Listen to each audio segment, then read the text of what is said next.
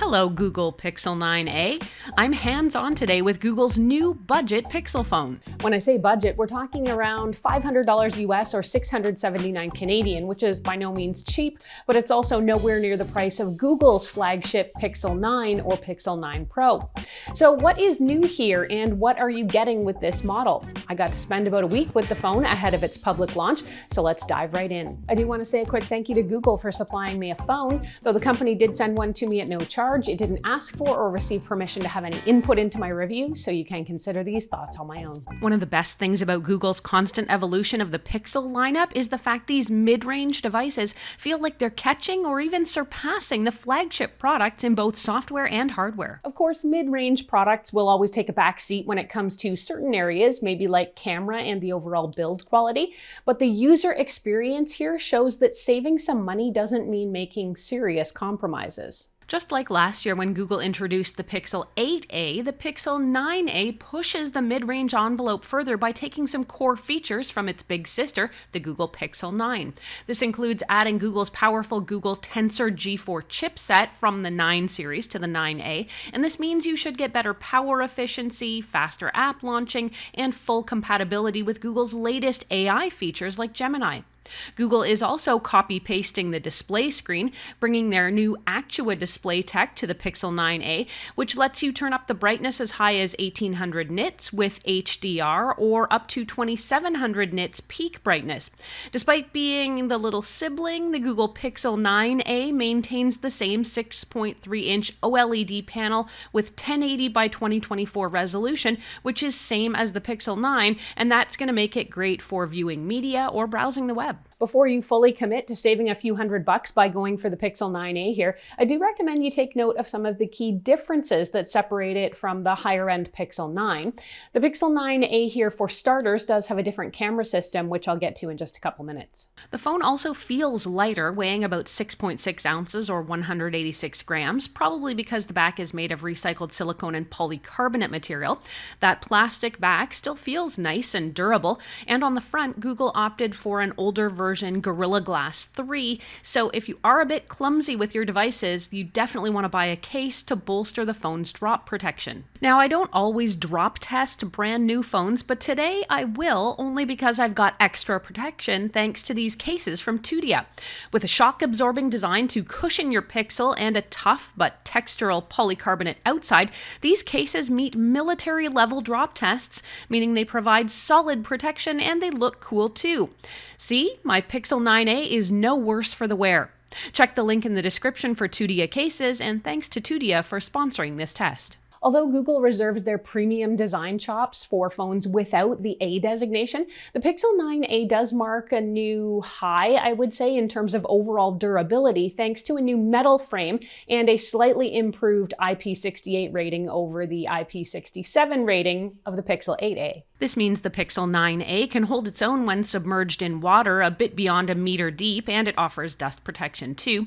Naturally, I tested things out, and you can see when I fished my phone out of the water, it was working just fine, and it even recorded its experience. Google promises you 7 years of major Android updates for both the Pixel 9a and the 8a, but because the Pixel 9a features Android 15 right out of the box, you can't expect the Pixel 9a to be one major version ahead of the 8a when both devices reach the end of Google's official support lifespan. Google's Tensor G4 processor also means you can expect the Pixel 9a to feel faster than the 8a over the years, because sometimes software updates tend to affect overall performance.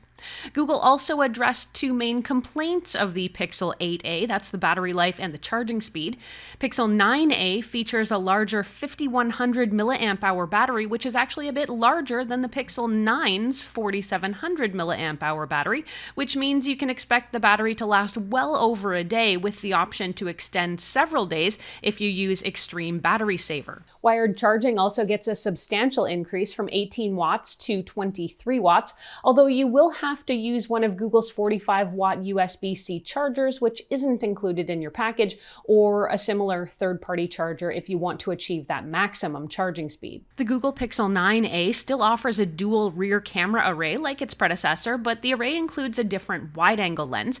The rear wide lens sees a slight reduction in megapixel count from 64 megapixels in the Pixel 8a to 48 megapixels here, but the aperture does get a positive bump up, which allows the lens to capture a bit more light, which can be useful when taking photos in dimmer areas. The camera array also no longer protrudes, so you can place the phone on a flat surface. Google also added macro focus to the Pixel 9a, which is a first for the A series phones. This allows you to go as close as 3 centimeters from your subject and take a detailed shot using the ultra-wide camera. The improved camera specs and the processor also means that things like night sight work a bit better in taking photos at night, and you can get better results when using the astrophotography feature for capturing those starry nights. With the chip and speed improvements, this also means you can take advantage of the full suite of Google's Gemini AI features at the best possible performance. You can kickstart Gemini anytime by holding the power button, and from there you can engage in a natural conversation with Gemini Live for AI assistance. Help me plan a trip to San Francisco. Absolutely. I'm happy to help you plan your trip to San Francisco. You can check out my full video about some of the things Gemini Live can do, like crafting emails and messages, answering questions and looking things up, or even summarizing recordings, organizing screenshots, transcribing calls, and a lot more. Overall, I'm a big fan of the Pixel phone lineup, and if the Google Pixel 8a was already a highly competitive smartphone for under $500, the Google Pixel 9a here ups the ante even more. Let's go over both the pros and the cons of this phone so you can see if it might be right for you. On the pro side, it sports a class-leading processor that's faster and ready for several years of software updates and AI features that will really put the pressure on the mid-range and even budget smartphone competition. Speaking of which, with Gemini AI built in, you've got one of the more powerful AI assistants built right into your phone. The battery is bigger than the flagship Pixel 9 phone, meaning you'll be able to squeeze a little more juice out of your day. The camera improvements and other specs are more on the incremental side maybe, but I would consider them more than welcome since it means even fewer weaknesses for Google's mid-range offering overall. The phone is lighter, which might be appealing to some users, and I think a lot of people will appreciate the flatter, more in-line camera array. Downsides? On its own merits, it's going to be tough to crack on this phone. Some folks might not appreciate the plastic back or the more dated Gorilla Glass 3 screen, but that just makes the importance of getting a strong and durable case like the Tudia that I showed you all the more important. You get almost all of the flagship features, but without the flagship price. It's probably worth it to think really hard about your top 3 must-have features in your new Android smartphone and take a hard look at whether you can get those on the 9a or you might need to upgrade to the 9 or the 9 Pro. For the casual user, though, who might be curious about the AI features, I would definitely recommend the Pixel 9a over the 8a right now. But with that said, you should probably check the Pixel 9 prices in different marketplaces for any discounts. In short, I continue to be a big fan of Google's Pixel phones, and I can absolutely recommend the Google Pixel 9a for you. Like I said off the top, it sells for about $500 US or $679 Canadian, and you can get it from Google. You can, of course, check out my reviews of some of Google's other recent phone launches, like the Pixel 9, or see what I learned about the Pixel 9 Pro Fold right now.